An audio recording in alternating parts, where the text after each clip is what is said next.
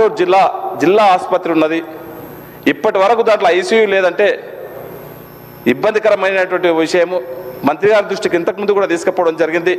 దయచేసి గౌరవ మంత్రి గారు వెంబడే స్పందించి ఐసీయూ యూనిట్ తొందరగా ప్రారంభించాలని చెప్పి కూడా మంత్రి గారిని కోరుకుంటూ అధ్యక్ష, ముఖ్యంగా అధ్యక్ష మన దగ్గర బైపాస్ రోడ్ అధ్యక్ష, మీరు మంత్రిగా ఉన్నప్పుడు ఆ బైపాస్ రోడ్ శాంక్షన్ చేయించున్నారు. ఇప్పటికీ దాంట్లో ల్యాండ్ అక్విజిషన్ చేయడానికి దాదాపు 25-30 కోట్ల రూపాయలు ఇప్పటికీ అమౌంట్ కూడా ఇవ్వలేని పరిస్థితి. రైతులందరూ కూడా రోడ్లు ఎక్కిన అధ్యక్ష. మొన్ననే ఈ మధ్యనే మంత్రి గారికి చెప్పినప్పుడు ఫైనాన్షియల్ కాంట్రాక్ట్ ఇచ్చారు. దయచేసి ఆ నిధులు కూడా విడుదల చేసి ఆ ఫార్మర్స్కు ఎంబడే ఆ డబ్బులు చెల్లించే విధంగా మీ ద్వారా గౌరవ మంత్రి గారు చొరవ తీసుకోవాలని చెప్పి తెలియజేస్తా ఉన్నాను అధ్యక్ష. అది కాకుండా బైపాస్ రోడ్లో ఇంకొకటి అధ్యక్ష, ఒకటి హైటెన్షన్ వైర్లు ఉన్నాయి, దాన్ని కూడా షిఫ్ట్ చేయాలని చెప్పి తెలియజేస్తా ఉన్నాను అధ్యక్ష. Thank you.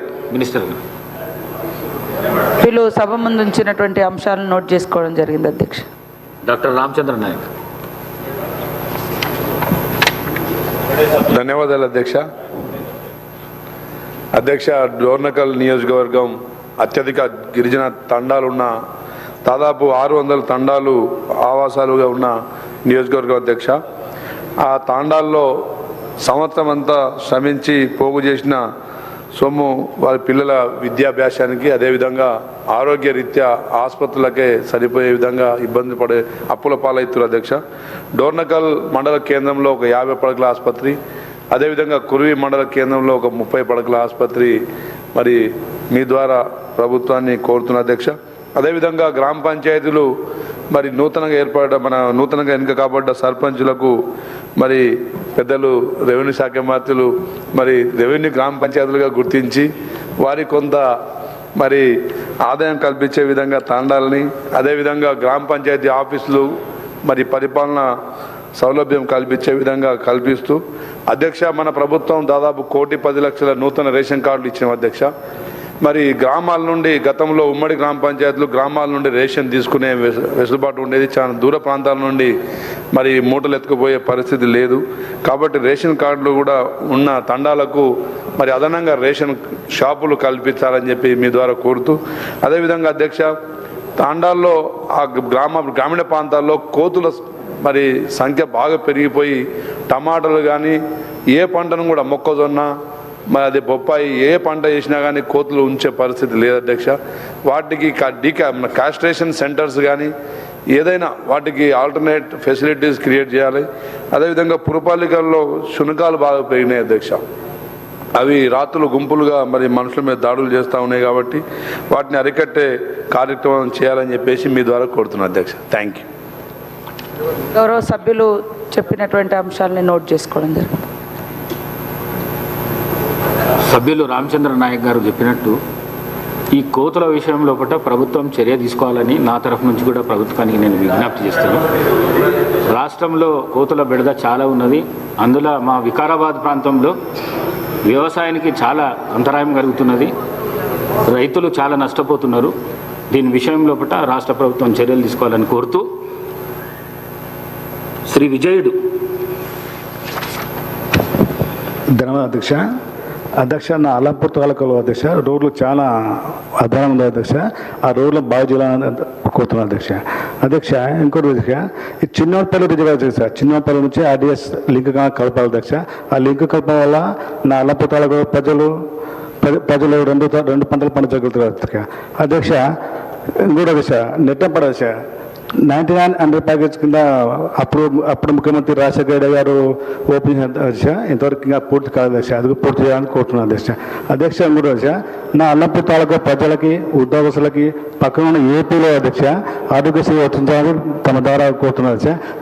చాలాసార్లు కూడా ఈ మన ముఖ్యమంత్రి గారికి ఆరోగ్య శాఖ మంత్రి గారు చాలాసార్లు కోరుతున్నాను అధ్యక్ష. ఆరోగ్యశ్రీ వర్తింపజేయాలని కోరుతున్నాను అధ్యక్ష.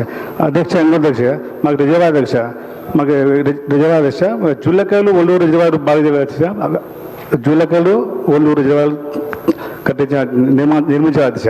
అది నిర్మించడం వల్ల మా అల్లంపూర్ ప్రజలకి మంచిగా ఉంటుంది అధ్యక్ష. ఇంకోటి అధ్యక్ష, మన కొత్తగా మా అధ్యక్ష పాత సర్పంచుల బిల్లు చెల్లించి కొత్త సర్పంచులకి ఎక్కువ నిధులు ఇచ్చి గ్రామాల అభివృద్ధికి దోహదపడాలని కోరుతున్నాను అధ్యక్ష.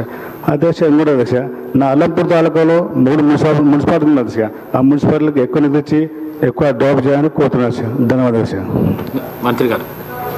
గౌరవ సభ్యులు చెప్పినటువంటి అంశాలని నోట్ చేసుకోవడం జరిగింది అధ్యక్ష. శ్రీ ధన్పాల్ సూర్యనారాయణ గారు. ధన్యవాదాలు అధ్యక్ష. మా నిజామాబాద్ అర్బన్ నియోజకవర్గం కానీ నిజామాబాద్ జిల్లా కానీ కళలకు కళాకారులకు సాహిత్యానికి పుట్టిన అధ్యక్ష. అక్కడ గత ప్రభుత్వ కాలంలో కళాభవన్ అని 116 కోట్ల అంచనాలతోటి కళాభవన్ ప్రారంభించడం జరిగింది అధ్యక్ష. కానీ 50 కోట్ల నిధుల విడుదల చేయడం జరిగింది. గత 2 నెలల క్రితము పనులు అక్కడ పూర్తిగా ఆపేయడం జరిగింది.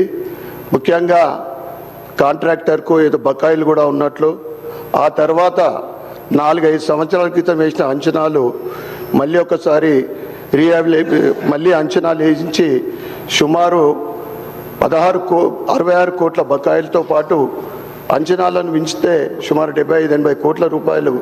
ఎందుకంటే అద్భుతమైన కళాభవన్ అక్కడ నిర్మింపబడుతూ ఉంది. ఈక్వలెంట్ టు రవీంద్ర భారతి అధ్యక్ష. అక్కడ కళాభవన్ పూర్తిగా నిర్మాణం అయితే 5 నిజామాబాద్ జిల్లా కళాకారులకు సాహిత్యవేత్తలకు కవులకు ఒక మంచి అడ్డ అవుతుంది కనుక అది పుట్టినలే అధ్యక్ష. తప్పకుండా దానికి నిధులు విడుదల చేయాలని మీ ద్వారా నేను సభను కోరుతా ఉన్నాను అధ్యక్ష. గౌరవ సభ్యులు చెప్పినటువంటి అంశాలని నోట్ చేసుకోవడం జరిగింది అధ్యక్ష. తప్పకుండా నిజామాబాద్ జిల్లాకు సంబంధించిన విషయాలు పరిశీలించండి. శ్రీ పాయం వెంకటేశ్వర్లు. ధన్యవాదాలు అధ్యక్ష. అదే పినపాక నియోజకవర్గంలో మనుగూరు మండలంలో ఆర్టీసీ డిపో 35 సంవత్సరాల క్రితం ఏర్పాటు చేశారు అధ్యక్ష. ఆర్టీసీ డిపో ఏర్పాటు చేసినప్పుడు చిన్న బస్ స్టేషన్ కూడా నిర్మాణం చేపట్టారు. ఆ బస్ స్టేషను ఇప్పుడు శిథిలావస్థలోకి పోయింది, వాడుకలో లేదు, పడిపోవడానికి సిద్ధంగా ఉంది. ప్రయాణికులు కూడా రోజుకు వచ్చేసి 50-60 వేల మంది ప్రయాణం చేస్తూ ఉంటారు మనుగూరు బస్ డిపో నుంచి. సరైన బస్ స్టేషన్ లేదు అక్కడ. బస్ స్టేషన్ నిర్మాణం చేసినట్లయితే ఇప్పుడు రక్షణ లేకపోవడం వల్ల ప్రమాదాలు జరుగుతున్నాయి. రోడ్డు మీద బస్సు రాగానే వెళ్తూ ఉన్నారు, ప్రమాదాలు జరుగుతూ ఉన్నాయి. రక్షణ లేదు, భద్రత లేదు ప్రయాణానికి. కాబట్టి తమ ద్వారా గౌరవ మంత్రి గారిని కోరేది ఏమంటే వెంటనే బస్ స్టేషన్, కొత్త బస్ స్టేషన్ నిర్మాణానికి నిధులు మంజూరు చేయాలని తమ ద్వారా కోరుతా ఉన్నాను. రెండో పాయింట్ అధ్యక్ష, ఏజెన్సీ ప్రాంతం 5th షెడ్యూల్ ఉంది మాది. భద్రాద్రి కొత్తగూడెం జిల్లా పూర్తిగా ఏజెన్సీ ప్రాంతం. నా పినపాక నియోజకవర్గం 7 మండలాలు, పూర్తిగా ఆదివాసీలు ఎక్కువగా ఉన్నటువంటి ప్రాంతం. ఈ పోడుభూముల సమస్య ఉంది అధ్యక్ష. నేను కోరేది ఏమంటే తమ ద్వారా ప్రభుత్వాన్ని పాత భూములు పోడు చేసుకొని గత 20-30 సంవత్సరాలు సాగు చేసుకున్న వాళ్ళకి పోడు భూమి పట్టాలు రాలేదు.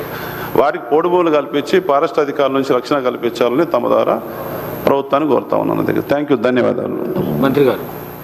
అధ్యక్ష, బస్ స్టేషన్ సంబంధించి నిధులు ఇప్పటికే కేటాయించబడి టెండర్ స్టేజ్లో ఉంది, పనులు తొందరగా ప్రారంభించింది. శ్రీ బలాల గారు. स्पीकर साहब, मैं आपके ज़रिए हुकूमत से कहना चाहूँगा कि ओवरसीज स्कॉलरशिप बिल्कुल ही नहीं दी जा रही है. ना सिर्फ ओवरसीज स्कॉलरशिप बल्कि पोस्ट मैट्रिक रिएम्बर्समेंट भी नहीं दिया जा रहा है, जिसकी तरफ से स्टूडेंट्स को बहुत ज़्यादा तकलीफ़ हो रही है. ना सिर्फ स्टूडेंट्स को तकलीफ़ हो रही है, ना पेरेंट्स को तकलीफ़ हो रही है. बच्चों के सर्टिफिकेट स्कूल्स और कॉलेजेस से उनके सर्टिफिकेट नहीं दिए जा रहे हैं. और ना सिर्फ ये बल्कि तमाम इदारे बंद होने की कगार पर आकर रुके हैं, क्योंकि गवर्नमेंट से जब तक फीस रिएम्बर्समेंट उनको इदारों को कॉलेजेस को नहीं आता, वो अपने स्टाफ की सैलरी भी नहीं दे सक रहे हैं. तो मेरी आपके ज़रिए हुकूमत से गुजारिश है कि फौरी तौर के ऊपर फ़ी रिएम्बर्समेंट और ओवरसीज स्कॉलरशिप के जो भी अमाउंट्स है उसको रिलीज़ किया जाए. ऐसा ना हो कि कई कॉलेजेस बंद हो जाएं और कई बेरोज़गारियां पैदा हो जाएं. असातिज़ा के, टीचर्स के, लेक्चरर्स के, प्रोफेसर्स के नौकरियां ख़तरे में हैं. तो ये बहुत ज़रूरी है कि हुकूमत इसकी तरफ तवज्जो दे और